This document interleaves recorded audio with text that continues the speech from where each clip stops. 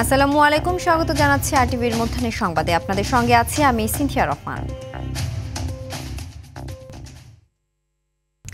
ঢাকা বিশ্ববিদ্যালয় কেন্দ্রীয় ছাত্র সংসদ ডাকসু নির্বাচন স্থগিত করে হাইকোর্টে দেয়া আদেশের বিরুদ্ধে ঢাকা বিশ্ববিদ্যালয় কর্তৃপক্ষের করা আবেদনের উপর আপিল শুনানি শুরু হয়েছে।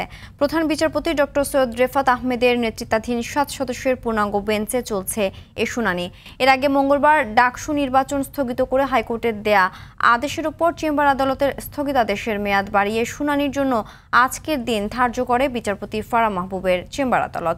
সোমবার এক রিটের প্রাথমিক শুনানিতে হাইকোর্ট বেঞ্চ ডাকসু নির্বাচন কার্যক্রম 30 অক্টোবর পর্যন্ত স্থগিত করে আদেশ দিয়েছিল।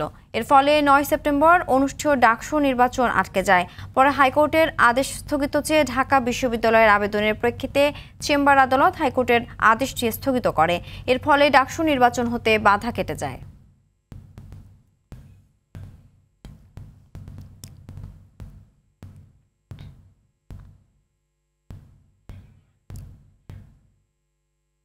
দর্শক, এই মুহূর্তে হাইকোর্ট থেকে সরাসরি যোগ দিচ্ছেন সহকর্মী জিএম মাহমুদ। মাহমুদ, শুনানি কোন পর্যায়ে আছে, কোনো আদেশ হয়েছে কিনা জানাবেন?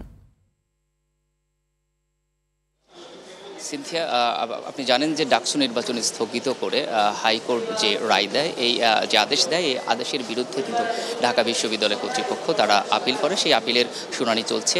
বেলা 11:20 এই শুনানি শুরু হয়েছে, যেখানে প্রধান বিচারপতি ডক্টর সৈয়দ রেফাত আহমেদের নেতৃত্বাধীন 7 বিচারপতি পূর্ণাঙ্গ বেঞ্চে এই শুনানি কিন্তু চলছে।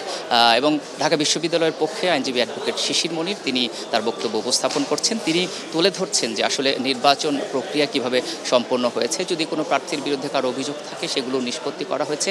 সমস্ত নির্বাচনী প্রক্রিয়া তিনি আদালতের কাছে উপস্থাপন করছেন এবং তিনি আদালতকে বোঝাতে চেষ্টা করছেন যে যেহেতু এটি প্রায় শেষ পর্যায়ে চলে এসেছে সকল প্রস্তুতি এবং উৎসব মুখর পরিবেশে কিন্তু শিক্ষার্থীরা নির্বাচন অনুষ্ঠানের পক্ষে কাজ করছেন, সেই প্রেক্ষাপটে এটি কিন্তু জনগুরুত্বপূর্ণ এবং সমস্ত প্রক্রিয়া শেষ করেই আসলে নির্বাচনের দিকে বিশ্ববিদ্যালয় প্রশাসন এগুচ্ছে, এগুলোই তিনি তুলে ধরছেন। একই সাথে জানিয়ে রাখি যে একটি রিটকে কেন্দ্র করে আসলে এই পরিস্থিতি সৃষ্টি হয়েছে। সেই রিটকারীর পক্ষের আইনজীবী ব্যারিস্টার জ্যোতির্ময় বড়ুয়া তিনিও উপস্থিত রয়েছেন। আমরা যতটুকু জেনেছি যে শিশির মনির তিনি বিশ্ববিদ্যালয়ের পক্ষে তার বক্তব্য উপস্থাপন করবেন, এরপরই কিন্তু এই রিটকারীর আইনজীবীর কথা শুনবেন আদালত। এরপরই হয়তো বিচারিক আদেশ কিংবা নির্দেশনা আসবে। এখনও পর্যন্ত যেহেতু নির্দেশনা আসেনি, শুনানি চলছে, তো আমরা অপেক্ষা করছি হয়তো পরবর্তী সংবাদে এই বিষয়ে আসলে কি নির্দেশনা আসে, যেহেতু এটি জনগুরুত্বপূর্ণ। তো আমরা অপেক্ষা করছি, পরবর্তী সংবাদে নিশ্চয়ই জানাতে পারবো। তো আপাতত এই ছিল আমার কাছে সর্বশেষ তথ্য। ধন্যবাদ।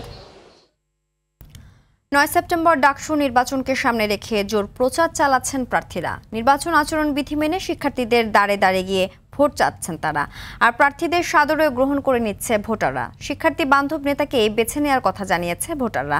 এদিকে প্রার্থীদের ইস্তেহারকেও মূল্যায়ন করছে বলে জানান তারা। অন্যদিকে লেভেল প্লেয়িং ফিল্ড নিয়ে শঙ্কা প্রার্থীদের। এছাড়া নির্বাচন কমিশন একপাক্ষিক আচরণ করছে বলে অভিযোগ করেন তারা।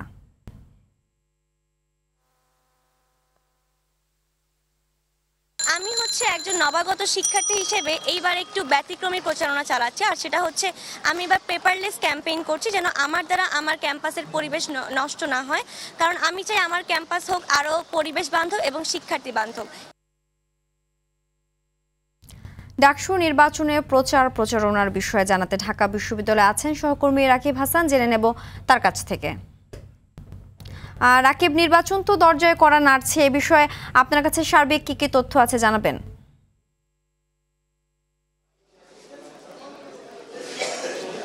সিনথিয়া, ঢাকা ডাকসু নির্বাচনের যে এতে কিন্তু ব্যাপক প্রচারণা চলছে ঢাকা ক্যাম্পাসে জুড়ে।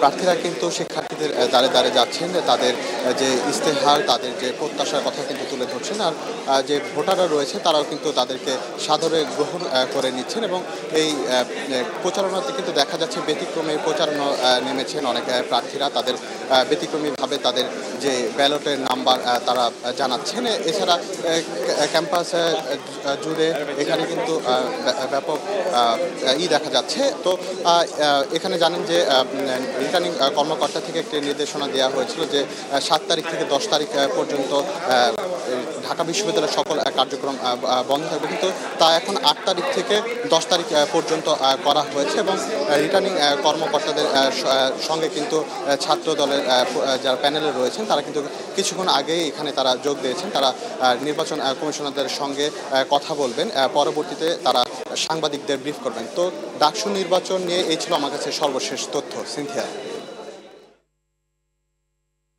ধন্যবাদ। থমথমে পরিস্থিতি বিরাজ করছে চট্টগ্রাম বিশ্ববিদ্যালয়ে ক্লাস চালু থাকলেও শিক্ষার্থীদের উপস্থিতি কম। এদিকে বৃহস্পতিবার পর্যন্ত সব বিভাগের পরীক্ষা স্থগিত করেছে কর্তৃপক্ষ, আর রোববার থেকে জারি করা 144 ধারা গেল রাত 12টায় শেষ হয়েছে। সংঘর্ষের ঘটনায় বিচার বিভাগীয় তদন্তের জন্য সরকারের কাছে অনুরোধ জানানোর সিদ্ধান্ত হয়েছে বিশ্ববিদ্যালয়ের জরুরি সিন্ডিকেট সভায়। পরিস্থিতি শান্ত থাকলেও ছাত্র দল এবং সাধারণ শিক্ষার্থীরা বিভিন্ন জায়গায় মিছিল করেছে। ছাত্রদল প্রশাসনের ব্যর্থতাকে দায়ী করে তাদের পদত্যাগ দাবি করেছে। বিশ্ববিদ্যালয় প্রশাসন 98 জনের নাম উল্লেখ করে অজ্ঞাত আরও 1000 জনকে আসামি করে হাটহাজারী থানায় মামলা করেন।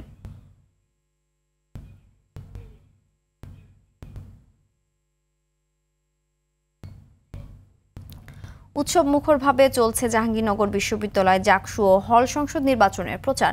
প্রতিশ্রুতি নিয়ে প্রার্থীরা ছুটছেন ভোটারদের দ্বারে দ্বারে। তবে ভোটাররা বলছে সাধারণ শিক্ষার্থীদের সমস্যা দাবির বিষয় নিয়ে যারা কাজ করবেন তাদেরকে এবার বেছে নেবেন তারা। দীর্ঘ অপেক্ষার পর আসা সুযোগটা কাজে লাগাতে চান এই শিক্ষার্থীরা। এ প্রচার চলবে আগামী 9 সেপ্টেম্বর পর্যন্ত। দীর্ঘ 33 বছর পর অনুষ্ঠিত হতে যাওয়া এই নির্বাচন আগামী 11 সেপ্টেম্বর অনুষ্ঠিত হবে। জাকসুর 25টি পদের বিপরীতে লড়ছেন 179 জন প্রার্থী।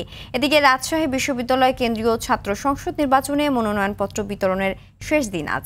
সকাল 10টা থেকে বিকেল 5টা পর্যন্ত শিক্ষার্থীরা রাকসুর কোষাধ্যক্ষের কার্যালয় থেকে মনোনয়নপত্র সংগ্রহ করতে পারবে।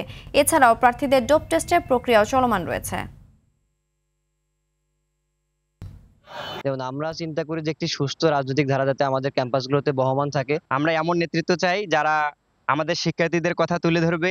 জাকসুতে যে বা যারাই নির্বাচিত হয়ে আসুক এবং যারা আসবে না তারাও সাথে যাতে একসাথে কাজ করতে পারে। গত 2 দিন ধরে সায়েন্স ফ্যাকাল্টি গুলোতে গিয়েছে, তারা খুব চমৎকার ভাবে গ্রহণ করছে এবং তারা বলছে যে তারা আসলে প্যানেলে সবাইকে ভোট দিবে। ভোটারদের কাছে যাচ্ছে, আমার মনে হয় যে তাদেরকে আরেকটু সম্পৃক্ত করতে যদি পারি, এটা একটা চ্যালেঞ্জের ব্যাপার। আর কোনো অভিযোগ নেই। এ বিষয়ে আরো জানাতে জাহাঙ্গীরনগর বিশ্ববিদ্যালয়ে আছেন সহকর্মী ওমর ফারুক। ফারুক, প্রার্থীদের প্রচার কেমন চলছে? শিক্ষার্থীদের বক্তব্য কি জানাবেন? চিন্তি, আপনাকে ধন্যবাদ। আমি এই মুহূর্তে রয়েছি জাহাঙ্গীরনগর বিশ্ববিদ্যালয়ের যে কলাভবন রয়েছে, কলাভবনের সামনেই আমি দাঁড়িয়ে রয়েছি। দীর্ঘ 33 বছর পর যে অনুষ্ঠিত হতে যাচ্ছে জাকসু নির্বাচন, এই নির্বাচনকে ঘিরে কিন্তু এই মুহূর্তে জাহাঙ্গীরনগর বিশ্ববিদ্যালয়ে ব্যাপক উৎসাহ উদ্দীপনার সৃষ্টি হয়েছে। প্রার্থীরা কিন্তু ভোটারদের দ্বারে দ্বারে ঘুরে চলেছেন তাদের নানা প্রতিশ্রুতি নিয়ে। তো শিক্ষার্থীরা যেটা বলছেন আমাদেরকে, তারা চাচ্ছেন তাদের কথা যারা তুলে ধরবেন, তাদের দুঃখ দুর্দশার কথা যারা ভাববেন তাদেরকেই তারা বেছে নেবেন বলে আমাদেরকে জানিয়েছেন। শিক্ষার্থীরা কিন্তু এই মুহূর্তে উৎফুল্ল মেজাজেই রয়েছে বিশ্ববিদ্যালয় এলাকায়। তারা তাদের পিছনে যেসব প্রার্থীরা ঘুরে বেড়াচ্ছেন তাদের মধ্যে থেকে তারা যাচাই বাছাই করছেন যে কাদেরকে তারা ভোট দেবেন। তারা সেই রকম প্রার্থী কিন্তু নির্বাচন করার ব্যস্ত সময় পার করছেন। তো প্রার্থীরা কিন্তু ভোটারের দ্বারে দ্বারে ঘুরছেন, নানা প্রতিশ্রুতিতে নানা বিষয় নিয়ে তারা কথা বলছেন, তাদেরকে কেমন সুবিধা দেবে তারা নির্বাচিত হলে, নানা বিষয় নিয়ে কিন্তু তারা কথা বলছেন ভোটারদের দ্বারে দ্বারে। বিশ্ববিদ্যালয় প্রশাসন কিন্তু বিশ্ববিদ্যালয় এলাকা জুড়ে নিরাপত্তা ব্যবস্থা জোরদার করেছে। সাংস্কৃতিক বন্ধনে আবদ্ধ কিন্তু এই জাহাঙ্গীরনগর বিশ্ববিদ্যালয়, এই যে বন্ধন রয়েছে সেই বন্ধন অক্ষুণ্ণ থাকার জন্য কিন্তু বিশ্ববিদ্যালয়ের সাধারণ শিক্ষার্থীরা আহ্বান জানিয়েছেন যাতে কোনো কোলাহল না করে শান্তিপূর্ণভাবে এই নির্বাচন অনুষ্ঠিত হয়। যে ধারা অব্যাহত রয়েছে যে ধারা যেন বজায় থাকে সেজন্য কিন্তু সজাগ থাকার জন্য প্রশাসনের প্রতি নির্দেশ চেয়েছেন তারা।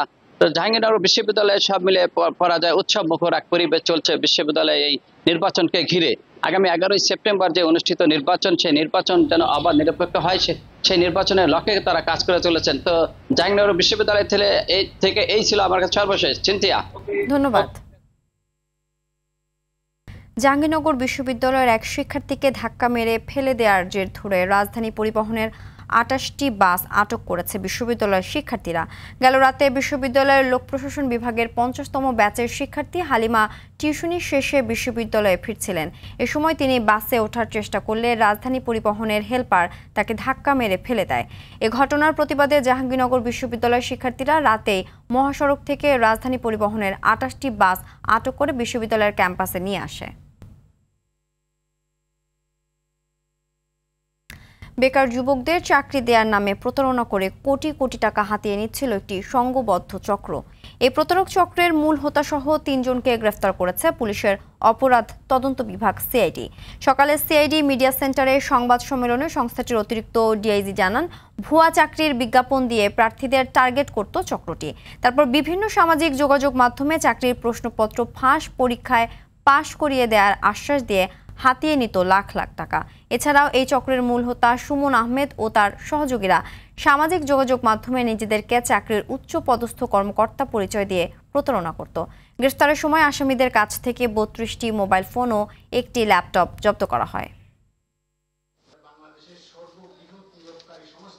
বিকাশ করে যে টাকা দিয়েছে সে শর্ট সাজেশন পাবে, তারটা যায় ইনবক্সে, কারোটা গিয়েছে কুরিয়ারে। আমরা সকল তথ্যপাত্র তদন্তের নিরিখে বিশ্লেষণ করে স্যাঙ্গুইন সুনিশ্চিত হয়েছি যে এই আসামি জড়িত এবং সে ফেসবুকে বিজ্ঞাপন দিয়েছিল। সেই বিজ্ঞাপনের সূত্র ধরে আমরা সেই পেজের অ্যাডমিন ধরে তার নাম্বার, তথ্য প্রযুক্তির সহায়তায় ট্র্যাক করে জামালপুর জেলার মেলান্দ থেকে তাকে আমরা গ্রেপ্তার করতে সক্ষম হয়েছি। গাজীপুর নগরের দক্ষিণ খান আক্কাস মার্কেট এলাকায় পঞ্চগড় এক্সপ্রেস ট্রেনের ধাক্কায় ড্রাম ট্রাকের চালক ও মালিক নিহত হয়েছেন। মঙ্গলবার রাতে এ দুর্ঘটনা ঘটে। নিহতরা হলেন রাজধানীর উত্তরা পশ্চিম থানার বাসিন্দা ও ট্রাকটির মালিক বাবুল খান এবং মানিকগঞ্জের ঘিওরের বাসিন্দা ও চালক উজ্জ্বল হোসেন। রেলওয়ে পুলিশ জানায়, পঞ্চগড় এক্সপ্রেস ট্রেনটি রাজধানীর কমলাপুরের দিকে যাচ্ছিল। রাত 11:30টার দিকে দক্ষিণ খান আক্কাস মার্কেট এলাকায় পৌঁছায়। এ সময় একটি ড্রাম ট্রাক রেল ক্রসিং পার হতে গেলে ট্রেনের ধাক্কায় ট্রাকটি দুমড়ে মুচড়ে ছিটকে পড়ে। এতে তারা নিহত হন।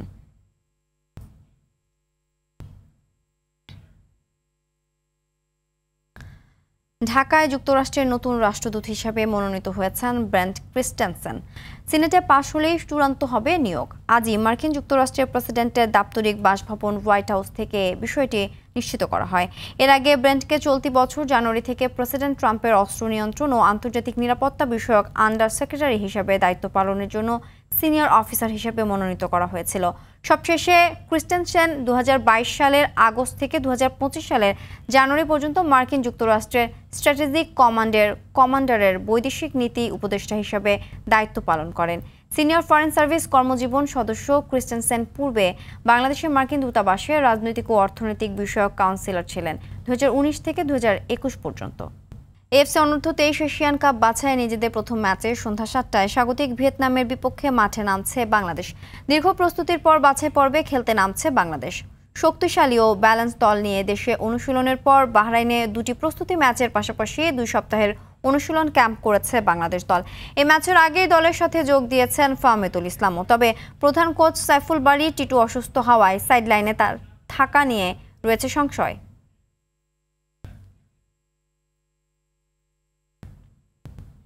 মধ্যাহ্নের সংবাদ এ পর্যন্তই। দুপুরের সংবাদ 2:45টায় দেখার আমন্ত্রণ রইল। ধন্যবাদ সবাইকে।